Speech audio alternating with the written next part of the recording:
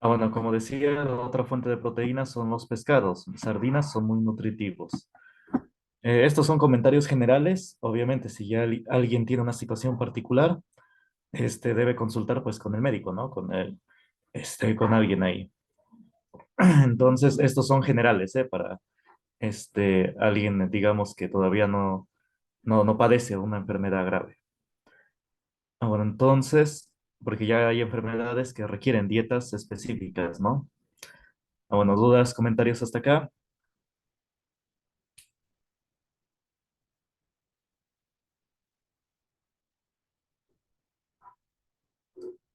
Bueno, para alguien, digamos, sano, sí, venden a veces proteínas para ir consumiendo, pero bueno, yo lo que al menos recomiendo es, digo, por lo que he investigado, pues sí, de que obtener las proteínas por medio de los alimentos, las verduras, pescados, ¿sí? Entonces, digo, no digo que no esté bien, prevenirse, ¿no? Y tomar, proteínas o vitaminas que venden, ¿no? Para personas sanas, ¿no? Para ir fortaleciendo el sistema inmune. Pero lo principal es la alimentación, es lo principal. Eso es lo más importante. Entonces, continuemos. Luego también venden esas, según proteínas, que son polvos, pero para hacer ejercicio. Esas no son proteínas en sí, son polvos para inflar los músculos. Son como levaduras. Entonces, en sí no tienen estas funciones, ¿eh?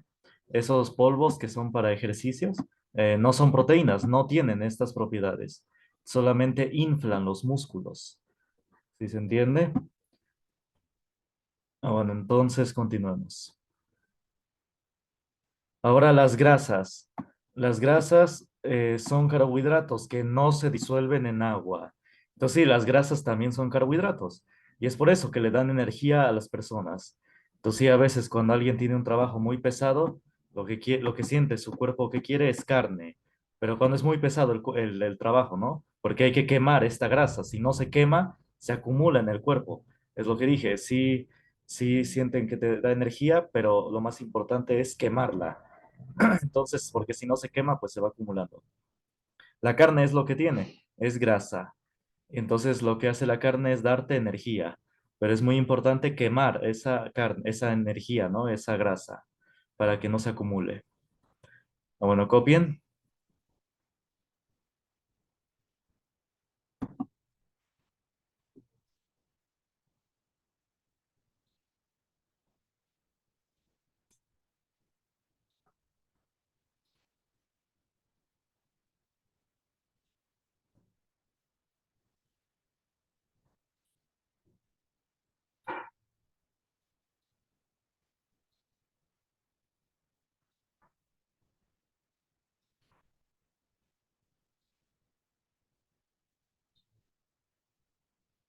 Bueno, y esa es la razón de por qué en todo tipo de medicina, ya sea en los hospitales o en la homeopatía o etcétera, cualquier medicina o naturista, prohíben la carne de puerco, ¿no? Cuando alguien está enfermo.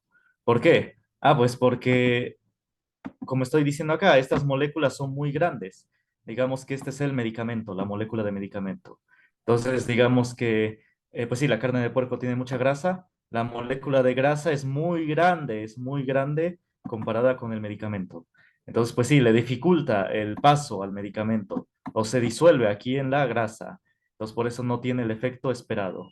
Entonces, por eso es que en todo tipo de medicina se prohíbe la carne de puerco cuando alguien tiene un padecimiento porque sí le bloquea el paso a la medicina.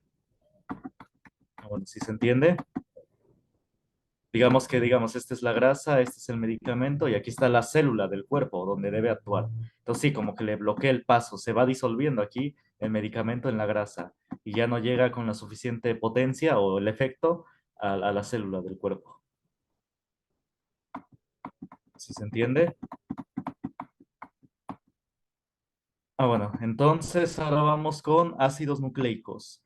Los ácidos nucleicos, si dice, son moléculas formadas por carbono, hidrógeno, oxígeno, nitrógeno y fósforo. P es fósforo, es el elemento fósforo. Pueden consultar la tabla periódica si quieren para ver el significado de estas letras. Bueno, ¿y qué hacen los ácidos nucleicos? Controlan la herencia de los caracteres, controlan la herencia de características, lo que es el ADN y el ARN. El ADN y el ARN se forman de estas moléculas que acabo de mencionar. Bueno, copien, ahorita lo vamos a ver con más calma. Copien, copien.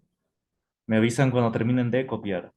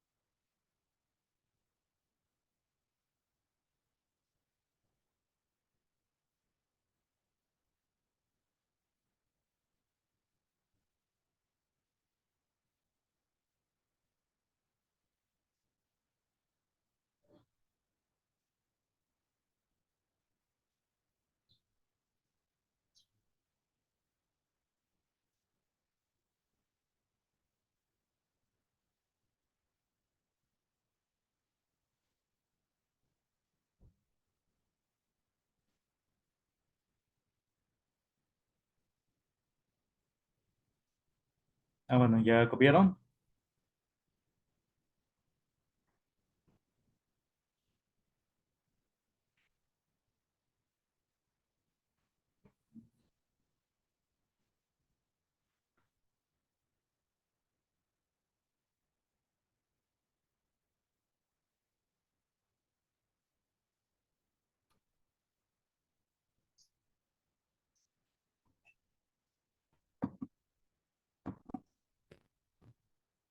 Bueno, entonces, ahora vamos a ver, ¿dudas hasta acá? ¿Comentarios?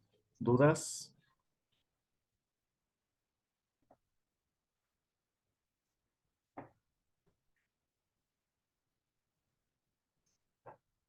Bueno, entonces, nada más por último, ¿cómo es este proceso de obtención de energía? Vamos a ver. Había dicho que obtenemos energía a través de los carbohidratos. Pero ¿cómo es que se obtiene energía? Bueno, lo voy a hacer muy resumido de igual manera, porque es un proceso muy largo. Consumimos carbohidratos a través de frutas, también algunas verduras, o también grasas, también, porque como dije, la grasa es carbohidrato. Y el cuerpo las transforma a través del hígado del hígado y se transforma del páncreas también en la famosa glucosa.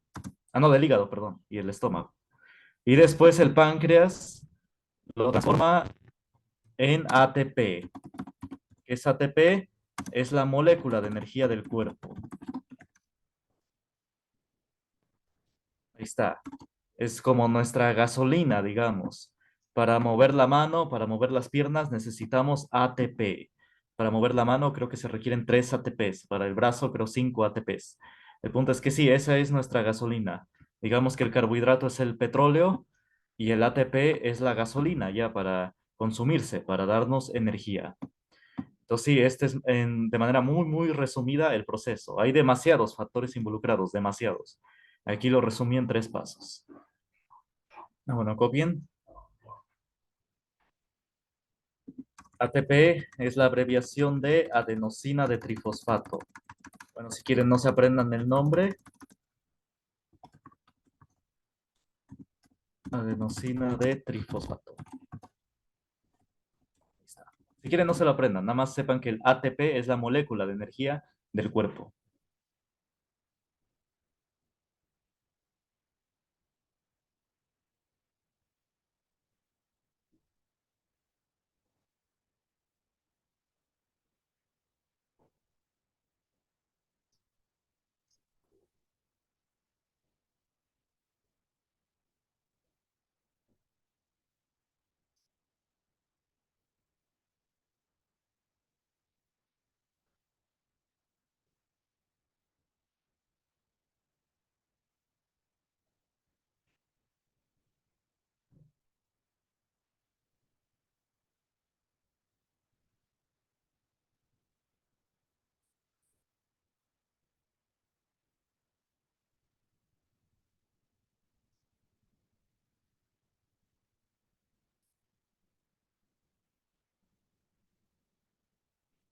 Bueno.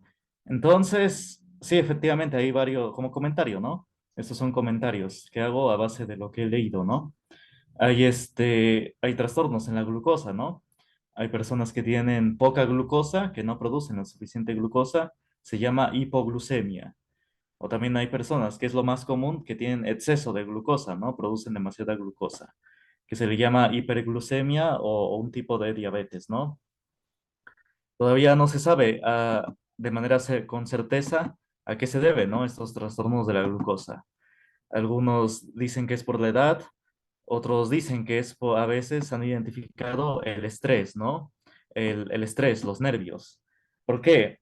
Pues porque cuando la persona tiene mucho estrés constante, no nada más de un rato, sino constante, se corta el proceso de adrenalina. Es decir, la glucosa, antes de convertirse en ATP, tiene que reacciona con la molécula de adrenalina, que la produce el hígado y el riñón.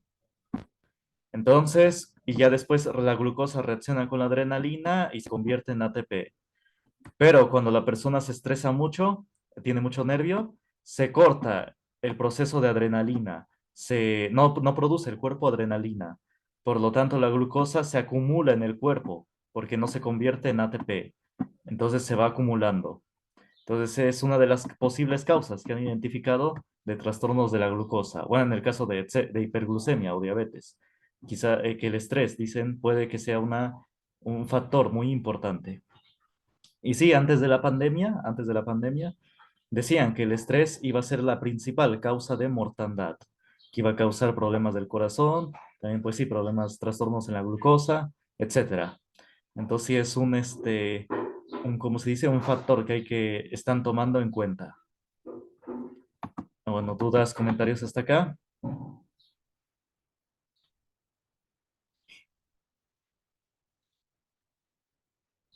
Bueno. Entonces vamos a ver un poco de genética.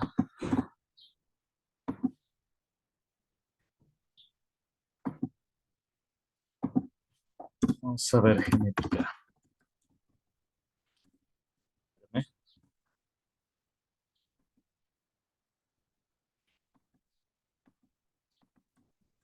Bueno, que es puro texto lo que voy a escribir. Bueno, entonces el padre o el fundador de la genética es Gregorio Mendel. Ahí está. ¿Quién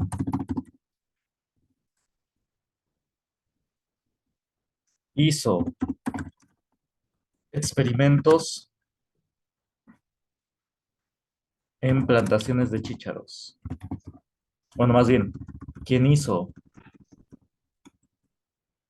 cientos de plantíos de chícharos para observar la herencia de características?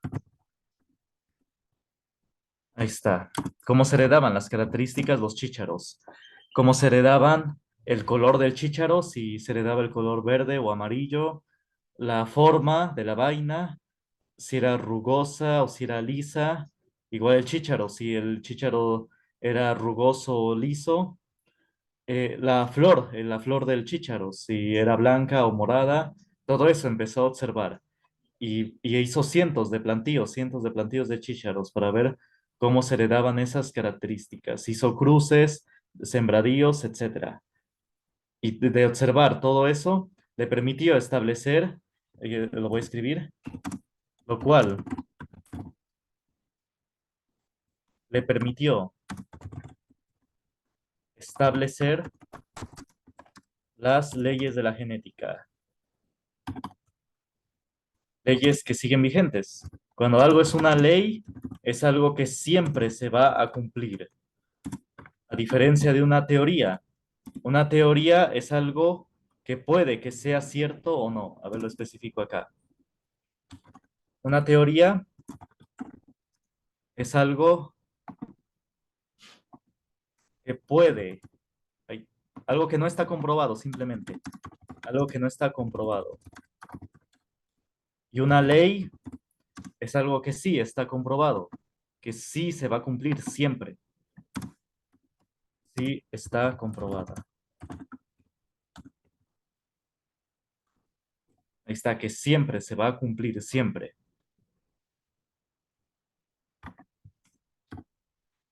Entonces, por ejemplo, está la teoría de la evolución. Todavía no se sabe si la evolución es cierta, aunque lo enseñen, es una teoría, no está comprobada. Igual varias teorías, la teoría del Big Bang, etcétera, son cosas que no están comprobadas.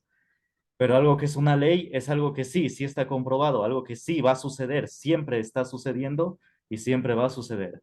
Como la genética, es algo que siempre se va a cumplir. O la ley de gravitación universal, es algo que siempre se va a cumplir.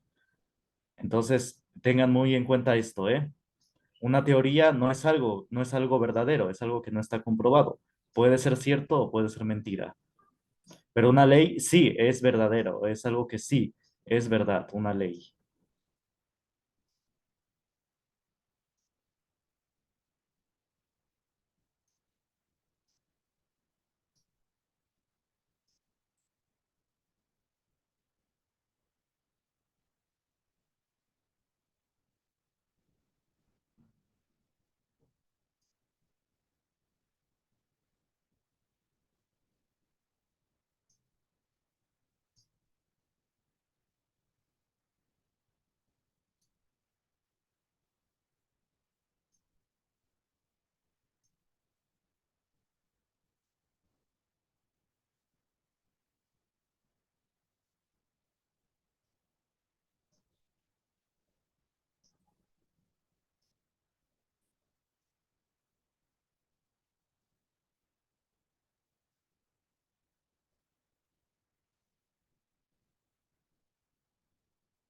Ah, bueno.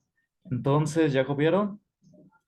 Ah, bueno, Gregorio Mendel era un sacerdote, lo que llaman un padre en la Iglesia Católica, que llegó a ser el director del monasterio benedictino donde estaba. Él era sacerdote benedictino. Es que, bueno, los padres también tienen su clasificación, franciscanos, benedictinos o etcétera. Y este Gregorio Mendel, y también tenían su monasterio, así como las monjas tienen su monasterio, o ahí su convento, también los sacerdotes benedictinos también tienen su convento, también de puros sacerdotes. Y él llegó a ser el director de ese convento. Entonces, él se dio, pues, casi el permiso, él se autorizó él mismo usar el jardín del convento, para hacer los cientos de plantíos de chícharos. Sí, efectivamente, si él no hubiera sido el director, no le hubieran dejado hacer estos plantíos. Pero sí, como él era el jefe, él mismo se dio el permiso. Pero esto, pues, le permitió establecer las leyes de la genética. Tenía esta curiosidad, ¿no? Esta inquietud. No solamente era sacerdote y sí tenía esa vocación, porque les digo, llegó a ser el jefe, pero también tenía esta vocación científica. Tanto es así que estableció las leyes de la genética, al grado que llegó a establecer las leyes de la genética. Ah, bueno, entonces, dudas, comentarios hasta acá.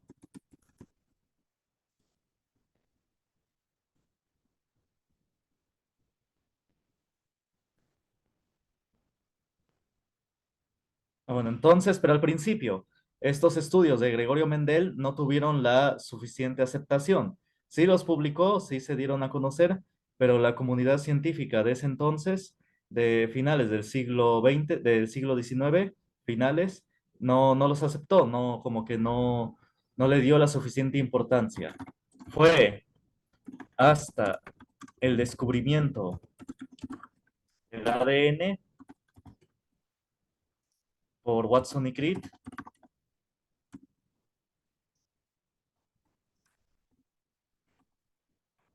que los estudios de Mendel tuvieron la relevancia que tienen actualmente. Ahí está.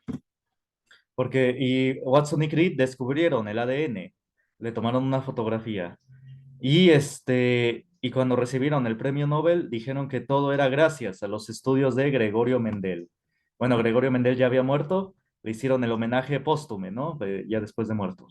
Pero sí, si no hubiera sido porque Watson y Crick retoman a Mendel, no hubieras, se hubieran quedado en el olvido sus estudios de Mendel. Entonces sí, por Watson y Crick fue que sí tuvieron la relevancia que tienen actualmente. Bueno, copien esto.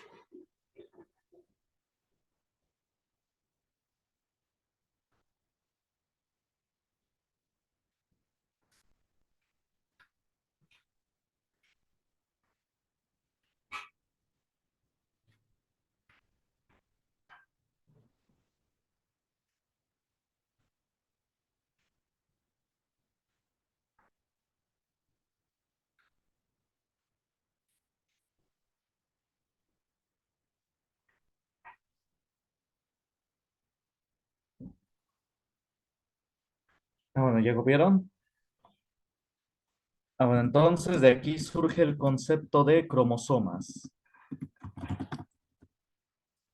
O bueno, o de manera rápida, bueno, voy a comentar lo que es el ADN y el ARN, ¿no? Hay que decir qué es. Espérenme, ahí está. Si quieren saber más sobre los temas que estamos viendo, pueden consultar la guía del instituto. Ahí también vienen sobre todo en biología los temas que estamos viendo. Ahí está. El ADN, efectivamente, es el que tiene la información del individuo. ADN es la abreviación o el acrónimo de ácido desoxirribonucleico. Almacena y transmite información hereditaria o genes.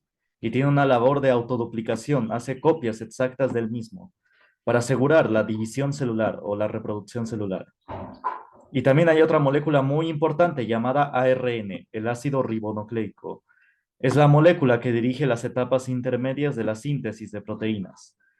Este, ahorita copian esta información de manera resumida. A ver, voy a resumir qué significa eso que está escrito ahí. El ADN contiene la información del individuo. Esto incluso ya es cultura general, ¿no? Hasta en las películas de ciencia ficción lo ponen, ¿no? Que esa es la información. ¿Y el ARN qué es? Es también muy importante. Es el traductor. Traduce esa información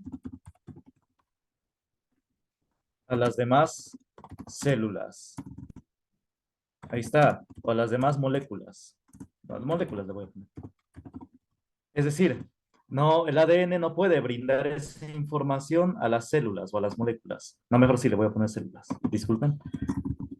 A las células. No se las puede dar, sino necesita un traductor que precisamente traduzca esa información.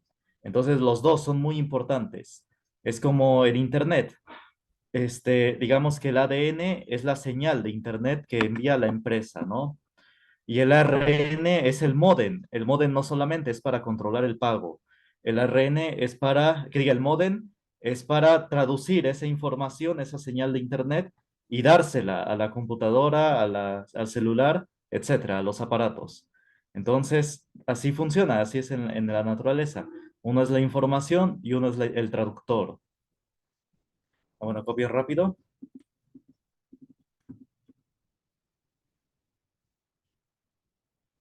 Bueno, y eso nos lleva al concepto de cromosomas.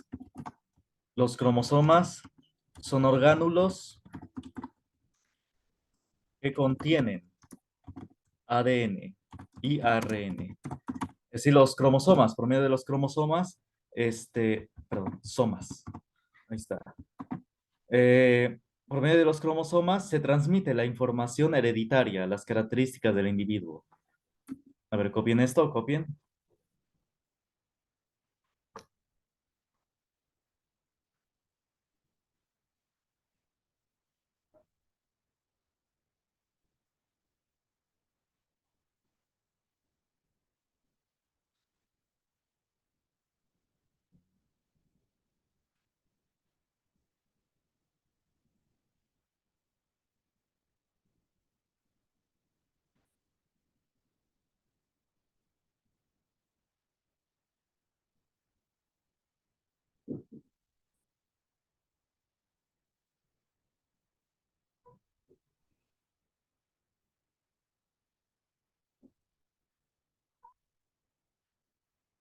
Bueno. Entonces, vamos a ver. Por ejemplo, los seres humanos tienen exactamente 46 cromosomas, organizados en 23 pares. Es decir, cuando se une el óvulo y el espermatozoide, hay 23 cromosomas de la madre y 23 del padre. Y así se forman en pares, pares, pares, hasta formar 23 pares, que son 46 cromosomas. Y ahí se encuentra toda la información del individuo. En el momento en que el óvulo es fertilizado por el espermatozoide, es una nueva persona. Y está ahí toda su información en esos 46 cromosomas. Su color de ojos, su color de cabello, su color de piel, todo. Su sexo, efectivamente. Bueno, eso nos lleva a que esto se preguntaba siempre, era pregunta a fuerza de examen. El sexo se determina en el último par, en el par 23, el último acoplamiento. Y si se juntaban dos cromosomas X, nace una mujercita, una niñita. Y si se junta un cromosoma X con un Y, nace un varoncito. Niñito. Ahí está. Y esto siempre era pregunta de examen a fuerza, pero bueno, como la educación ya se ha ideologizado, no sé si todavía se pregunte. Bueno, el instituto bueno, también sigue las indicaciones de la SEP, pero bueno, entonces, nada más por si acaso, cópienlo. Y esto es ciencia, esto no es ideología, esto es un hecho verdadero, verídico. Ya en este momento de la concepción, ya está el sexo de la persona, si es una mujercita o un varoncito. Y así se queda. Después, cuando se va desarrollando el bebé, todas sus células, igual a lo largo de toda su vida, todas nuestras células ya tienen esto, o es XX en el caso de las mujeres, o XY en el caso de nosotros los varones. Entonces, todas nuestras células están así, ya determinadas. La preferencia sexual ya es otra cosa, eso ya es otro asunto. Pero en cuanto a sexo, solamente son dos, mujer o varón, solamente dos. Y esto es ciencia, esto es un hecho, no es ideología. Ideología es cualquier cosa que se te ocurra en la mente y puede ser verdad o puede ser mentira, puede ser mentira. Cualquier fantasía, cualquier imaginación. Pero bueno, y sí, cualquier persona puede fantasear con lo que quiera, ¿no? Pero lo malo acá es cuando lo llevan a nivel de leyes, a nivel de sociedad. Por ejemplo, forzar a los niños diciéndoles que se pueden cambiar el sexo. Eso ya se está enseñando en las escuelas de México, lamentablemente, con este nuevo plan de estudios. Entonces, sí, eso es mentira, es ideología, contradice la ciencia. Antes la educación era a base de ciencia, pero ahora es a base de ideología. Entonces, cuiden a sus hijos o sus hermanitos, los que tengan hermanitos. Cuídenlos porque sí, les están enseñando muchas cosas malas en la escuela, de que se pueden cambiar el sexo sin el permiso de los padres, supuestamente, de que también de que, pues sí, de que hay muchos sexos y de que pueden elegir, incluso de que se deben explorar sus partes, es decir, masturbarse prácticamente, de que deben explorarse sus partes, tocarse sus partes y estimularlas. Es decir, la masturbación es prácticamente enseñarse a masturbarse. Eh, y sí, lamentablemente en México ya empezó a enseñarse esto. Pero, y sí, no, es malo. Incluso, este, sí, el niño pues tiene su desarrollo, y pervertir ese desarrollo le puede causar muchos problemas mentales. Un ejemplo, por ejemplo, lo tenemos en el experimento del doctor John Money. Espérame, ¿cuánto tiempo queda? No sé, porque si quiero explicar esto. 3 minutos, sí, sí me da tiempo. Miren, en los años 70 hubo un doctor que se llamó John Money. Lo pueden buscar en internet. Y él hizo un experimento. Él quería saber si existían efectivamente estos llamados roles de género, de que si a las niñas por hacerle jugar con muñecas, las hacía de esa manera, ¿no? Y a los varones por hacerlos jugar con cochecitos o figuras de acción, los hacía pues de esa manera, ¿no? Los roles de género que nos llaman. ¿Qué hizo? Ah, bueno, como él era médico, se topó con un caso de dos gemelos que eran miembros de la comunidad judía y en la comunidad judía los circuncidan, les cortan el glande, ¿no? No, el prepucio, perdón, el prepucio para que quede descubierto el glande. Entonces, la cabeza del pene. Entonces, a uno de ellos le cortaron un pedazo del pene, le hicieron mal la circuncisión accidentalmente. Entonces se topó con este caso. Uno de los gemelos le cortaron un pedazo de su pene y al otro estaba bien, estaba normal. Entonces, ¿qué hizo? No sé cómo convenció a los padres, no sé si les dio dinero, la verdad esa parte ya no me acuerdo, pero el punto es que los convenció de que al varón que le cortaron el pene, parte del pene, lo iban a vestir toda su niñez de niña y le iban a hacer jugar con muñecas, lo iba a usar vestido, faldita, así, todo lo de las niñas, ¿no? A este niño, era niño y lo iban a vestir de niña y jugar con muñecas, ¿no? Y al otro lo iban a dejar normal, le iban a hacer jugar con cochecitos, figuras de acción, etcétera, ¿no? Todo lo de los varones. Esto fue en los años 70.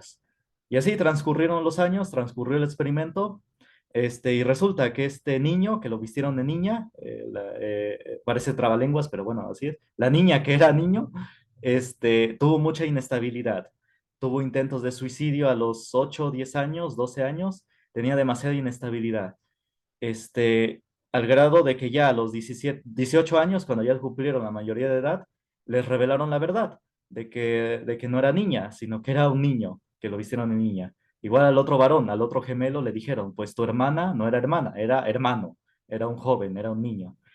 Entonces, llegó a tal grado que el gemelo, el varón, el que estaba bien, el que lo dejaron normal, se suicidó, terminó suicidándose. Él sí terminó suicidándose.